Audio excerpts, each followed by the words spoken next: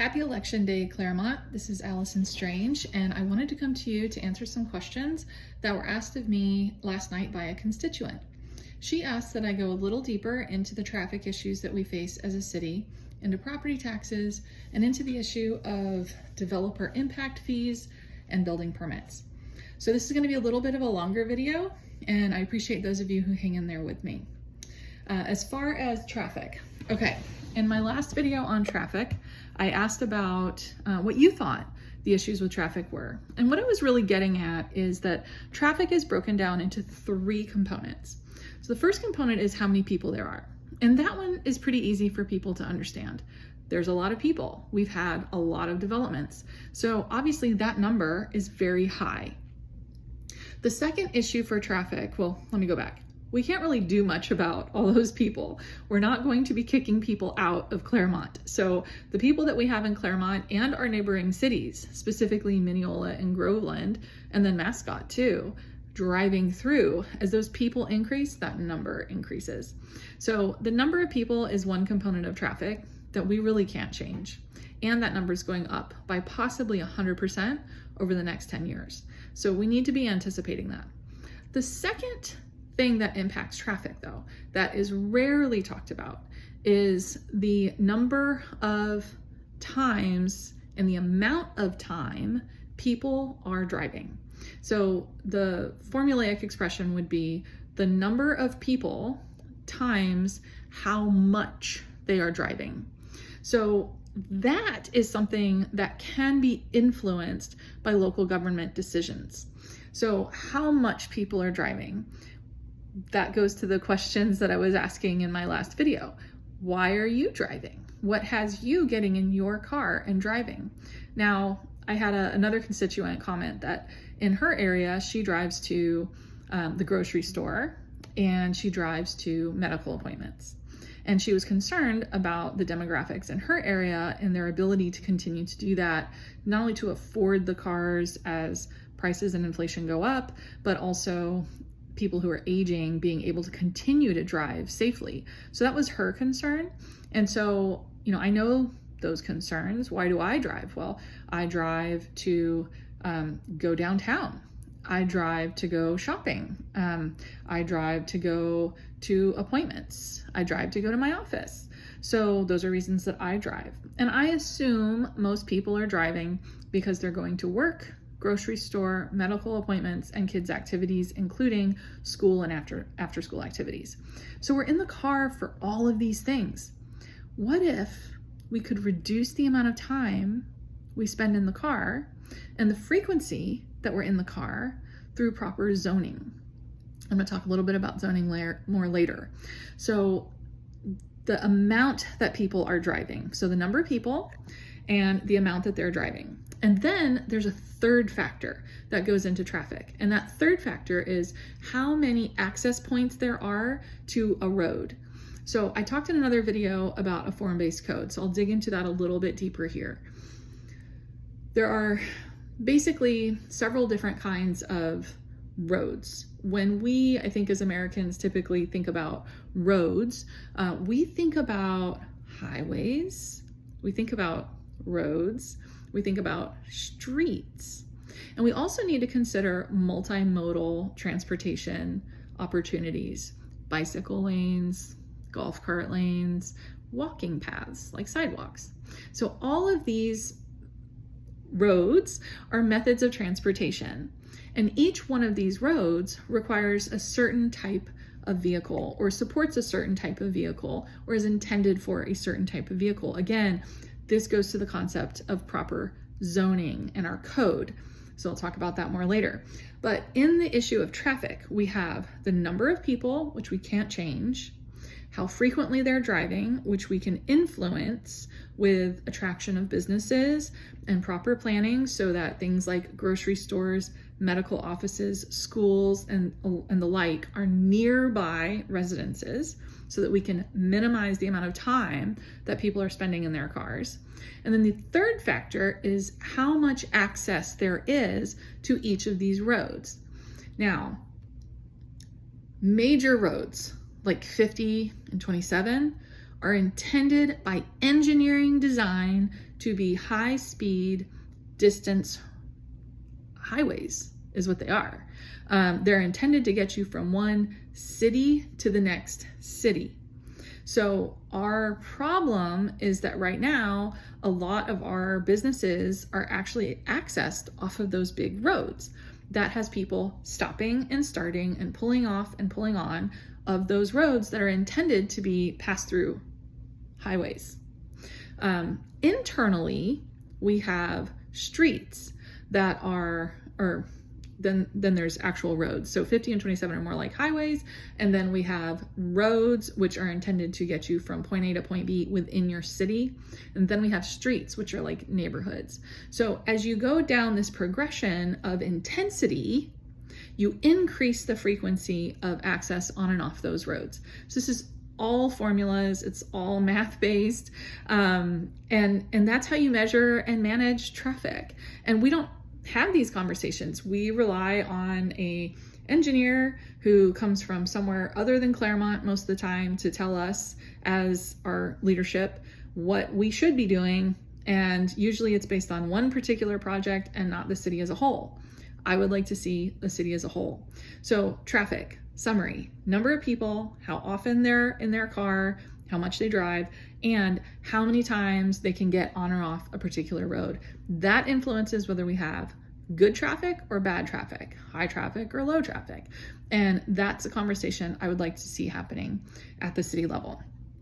I'm going to jump into the code because I've talked about it a couple times already, and then I'll talk about property taxes.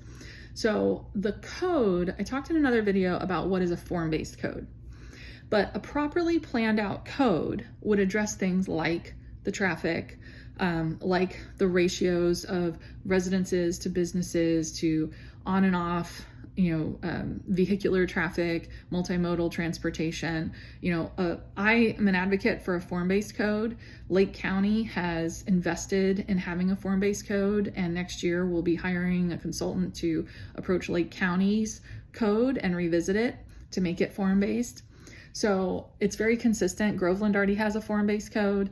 That is the direction that a lot of our neighbors are going, and they're doing it for what I think are good reasons, because a form-based code really is human-friendly. It's intended to be more family-friendly, neighbor-friendly, person-friendly, to allow folks to get from point A to point B without having to get into a car, thereby reducing traffic. How frequent are we in the car? So, a proper code is going to anticipate those issues. Now, right now, our city council is addressing our comprehensive plan, and that is part of the development of the code. I am concerned with the process that is being followed on that. I think that the code is extremely important.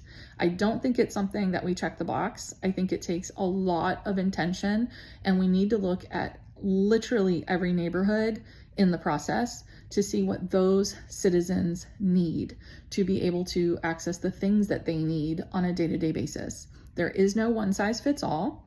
There is no blanket code that's going to work for us. There is no off-the-shelf formula. It must be custom for our community, and it would have to be vision driven. Do we want to remain a bedroom community where people live here and then drive 30 to 45 minutes to their jobs? Now that's an hour to, in some cases, 2 hours a day that you're in your car away from your family. Is that the kind of lifestyle that you want? It's not the lifestyle I want. I made that choice 20 years ago that I would never live that lifestyle again, because I did when I was a young professional. And so those are choices that I made. And I would like everyone to have the opportunity in Clermont to be able to make the same choice. Now, how do we do that? I talked in another video about working with LEAD, the Lake Economic Area Development Group. They have been hired by Lake County to attract businesses to Lake County. And I think that's a great resource for us. Clermont just signed up with that program. And it is my understanding that the participation has been low. I would like to see an increase in that participation, attraction of more high-paying businesses to this area so that we don't have to travel outside of Clermont. Would be very interested in the types of jobs that those of you who are traveling 30 minutes to an hour each day are getting in Orlando and Kissimmee. so that we can seek out similar businesses.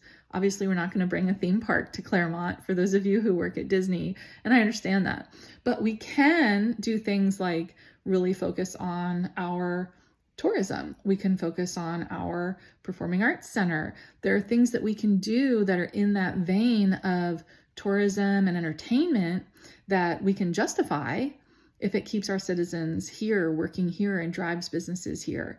So the code is a big part of that, but the policy that drives the code is as important. And again, I'm not seeing policy conversations. I'm not seeing guiding principle conversations. Those are things, as I said at the budget workshop, the first night of the budget workshop, or a couple months ago, our council's not having those conversations. And I don't know how any business can establish a $56 million budget without having a vision of where it wants to go and an agreement by leadership on what the metrics are going to be and what goals we're trying to achieve.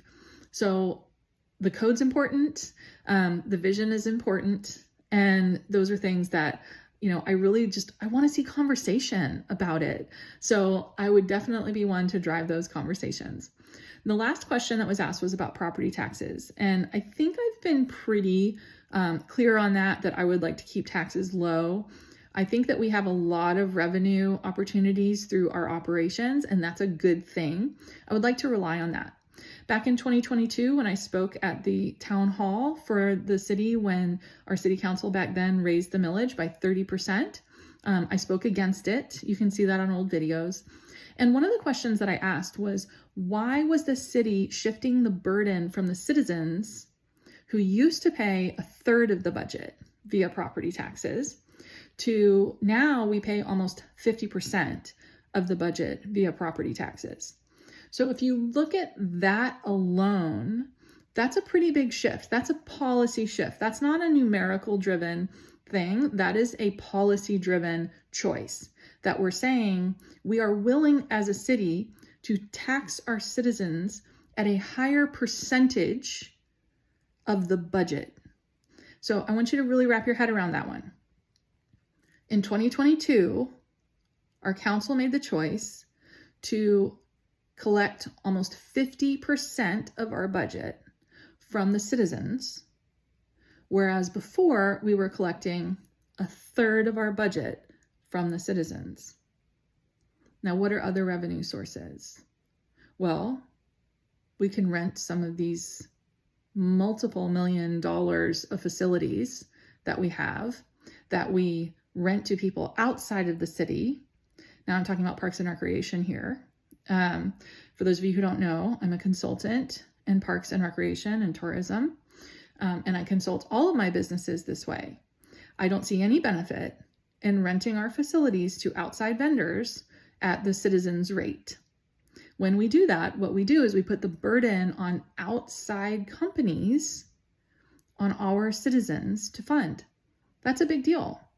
So there's a lot of revenue, and I mean a lot, potentially $1 million, a lot of revenue that we could earn through operations. Now, can I point to all the specifics of the million right now? No, because nobody's asking that question of our staff. In fact, what's crazy to me is that nobody is asking our staff to produce a budget that doesn't require drawing from savings, that doesn't look at the 4.88 rate, and that doesn't look at the rollback rate of 4.6. We're not even looking at that budget to see what it would look like. Not one of our council members has asked our city manager to draft a budget at those rates. All we have right now is a 5.06 budget that still pulls almost $500,000 from savings because we're not operating at 5.06. We're still having to pull from our reserves. So when I talk about property taxes, I think the conversation there, because I don't fully understand the question, the constituent just said she wanted me to address property taxes, is I'm looking at the whole budget. And nobody on council has explained to me, though I have asked, why we have shifted the burden from the taxpayers paying 33% to now paying almost 50%. And I think that's a big deal. I'm not even saying it's wrong. I'm just saying, what's the rationale? As we've grown our city staff and we have more city staff, why aren't we collecting more in revenue? Why aren't we collecting more in grants? Why are we adding staff if that staff is not increasing our revenues through operations? And those are pretty typical business conversations. I don't hire a new employee at my company if that employee doesn't somehow either save me money more than I'm paying them, or increase revenue more than I'm paying them. Otherwise, I just operate at the basics. So I'm going to talk briefly about that as well. On the budget, there is a concept that can be controversial or misunderstood. And so I don't want to use the buzzword because I don't think it's helpful. But one of the key components of the type of budgeting that I would like to see is that we have 3 budgets to look at. One budget would be the bare minimum. And our city council looks and says, okay, just to show up, just to open the doors, this is what it costs to operate our city. The next budget would be what it needs to be to maintain the level of service. And that's really based on last year's budget. And that's what we have right now. The 5.06 that our council is looking at, the budget that pulls $440,000, I think it is, from savings, that is the second type of budget that we would want to look at. And then the third type of budget we'd want to look at is actually, what if we did everything that we envision really, really well? What would that look like? So that's going to cost us more.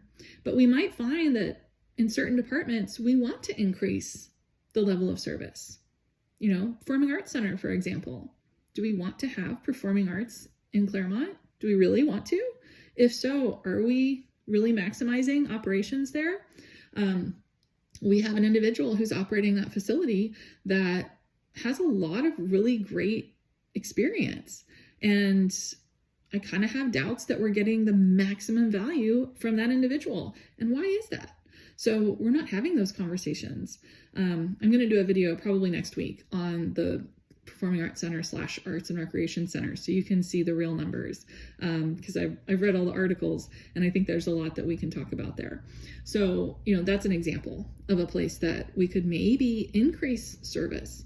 We're already ISO 1 for the fire department, but I'd be interested in what they really need. I think choices need to be made, like, do we need to be spending $15 million on a firehouse using money that was intended for Fire Station 5 and building Fire Station 2? And are the citizens who live in Wellness Way who have paid for that building going to get the level of service that they have paid for because the station they were supposed to get is now being built at Hartwood Marsh and 27? These kinds of choices, I'm not seeing debate on that. I'm not seeing discussion on that. And those are things that I would like to see, because when you're making really big choices, you need to have debate. You need to have different perspectives. And so those are things related to property taxes, related to the budget, that I would like to see happen. So again, I said this was going to be a long video. I talked about the issue of traffic in greater depth and the 3 points of traffic that we want to keep in mind: the number of people, how much they're driving, and how many access points there are to the individual type of road, distinguishing between highways, roads, streets, and then multimodal sidewalks and bike paths along those lines. And then I talked about the building code and, again, addressed the issue of a form-based code. Building permits were one other part that she asked about. It is my understanding, though I don't have experience of it, that building permits take a great deal of time in Clermont. I do know that a lot of builders are hesitant to come to the city. I understand there are many, many issues associated with that, from our capacity for water service, as well as some retention issues downtown, for example. And then what I think is also a core issue that relates to the code is the issue of us having a clear direction to our staff of what it is that we're trying to build. And again, not to harp on it, but a form-based code empowers staff to be able to say yes or no to an applicant for a building permit or a variance, with also feedback on how to get to yes. So that's something I would like to see culturally, is a shift from saying no to saying this is what we need to get to yes. And so I think that that's something that, again, if we have a clear vision and a clear direction of where we want to go, our staff will be better able to do their jobs on a day-to-day basis because they know exactly where council stands on issues like traffic, like development, like small businesses, like new neighborhoods, like the annexations, all of these things. If council decides before there's an individual project ahead of them, then the person doing the project knows that as they're going into it, and our staff can help walk them through what they need to do to help the citizens and the city achieve the goals that are described and set forth by the council. So traffic, building code, building permits, that was the last one. And then also the issue of the budget and property taxes. So again, long video. Hopefully it helps for those of you who wanted a little more in depth from me. And for most people, they won't watch more than about 20 seconds of this video. So for those of you who have hung in, thank you so much. And if you have any questions or you want any clarification, please feel free to comment below. I love to engage. I love to have dialogue. I think that healthy disagreement is really good for a city. I believe that iron sharpens iron. So, if I haven't thought of something or if I'd said something that rubs you the wrong way, let me know what that is and let's talk it through. And maybe I learned something from you, maybe you learned something from me. So I'm open to that. I'm not going to berate anybody for disagreeing with me. I think that we're all neighbors, and I think we all need to get along and work together so that we can have a great city and just continue to make it better as we grow over the next 7 to 10 years. I'm Alison Strange. I'm running for Clermont City Council, Seat 1. I hope to have your vote on November 5th. Thank you so much.